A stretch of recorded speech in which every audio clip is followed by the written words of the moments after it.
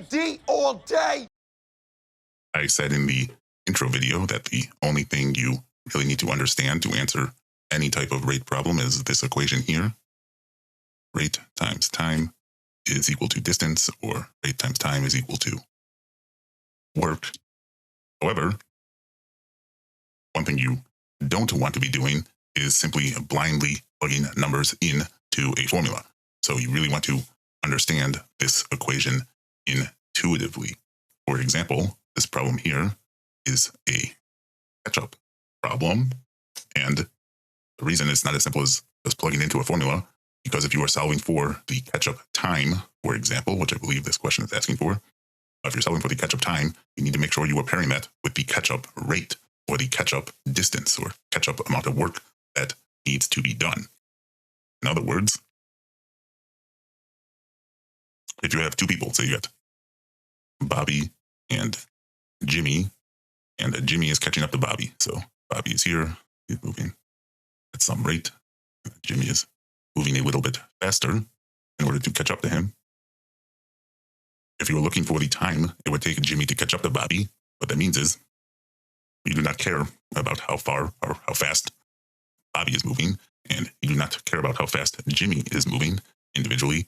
You only care about the rate at which Jimmy is catching up to Bobby, the catch-up rate. And likewise, you don't care about how far Bobby traveled or how far Jimmy traveled. You only care about how far it would take Jimmy to catch up to Bobby. What is the gap between them that needs to be closed?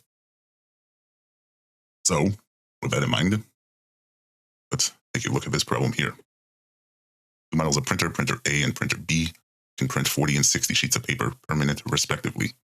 At 8 a.m., printer A starts printing and prints 400 sheets before printer B begins printing. At what time will printer B have printed 800 more sheets than printer A? It's a pretty classic catch-up problem. Now, the one thing I see people do when they first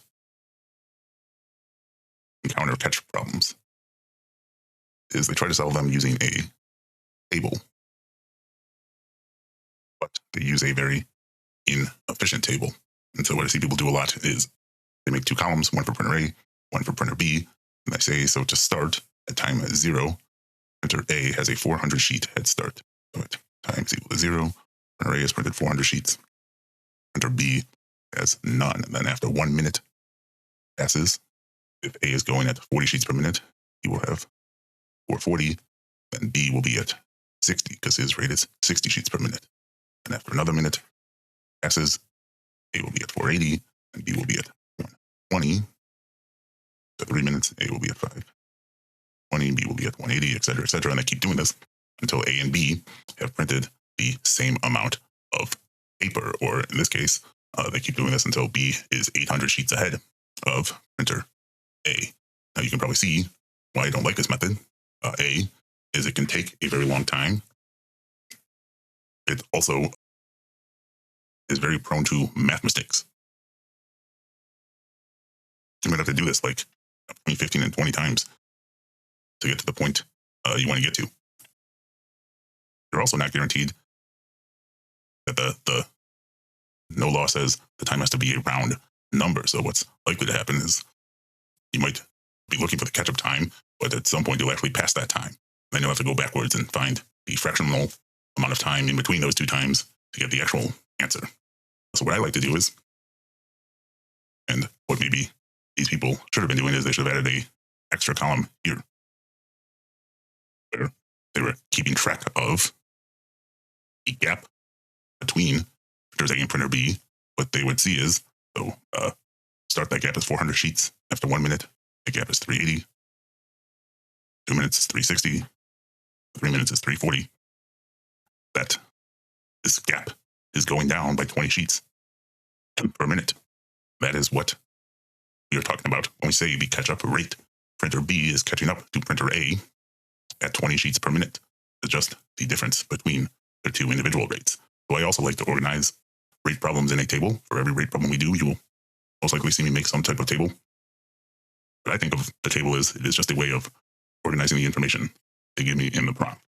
So for this question, we have two players, right? Printer A and printer B. But we also sort of have this third player, which I can recognize because I can recognize this as being a catch-up problem. That player is B catching up to A. So if I start filling in this table, so every piece of information they give you in a rate problem is going to be one of these three things: some rate, some time, some amount of work. You just got to make sure you are filling it out in the right place. So printer A's individual rate is 40 sheets per minute. Printer B's individual rate is 60 sheets per minute.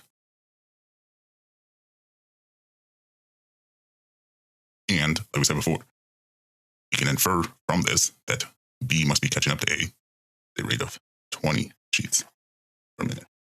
Now, what else do we know? We know the gap that needs to be closed. But the gap that needs to be closed is 400 sheets. But then the question actually ends up asking us not just what is the gap to be closed, but when will B be 800 sheets ahead? But you can think of that. Needs to catch up 400 sheets, then add 800 more sheets. That is really the same as simply closing a gap of 1,200 sheets, because the rate at which he is closing the gap just becomes the rate at which he is increasing the gap once printer B passes printer A. And so the rate at which the gap is being closed is 20 sheets per minute. And the amount of that gap is 1,200 sheets, we can say. That is really all we know from our prompt. And so what can we do with that? And so there's another thing about the table. The goal is not necessarily to fill in the entire table. Oftentimes you will not be able to fill in the entire table because they will not give you every piece of information. The goal is just to fill in everything that they do give you, then see what you can find based on that. So here we can find the catch-up time. We know the catch-up rate, we know the catch-up work to be done. We can solve for this time here. So 20t is equal to 1,200. T should be equal to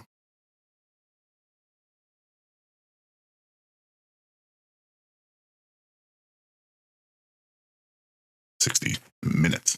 Now we got to actually answer the question that they gave us. And so we need to know the exact time that it takes for printer B to do this. And to know that, we also need to know at what time printer B started. So it takes them 60 minutes starting from when printer B starts. But when does printer B starts? Well, he starts after printer A has printed 400 sheets, right? How long does it take printer A to print 400 sheets? Well, we just got to fill in that for printer A's work. It should take him minutes. Printer B starts printing at 8:10. And it takes them 60 minutes to catch up to printer A and put 800 additional sheets between them. So 8:10 plus 60 minutes or 1 hour, that's be 9:10.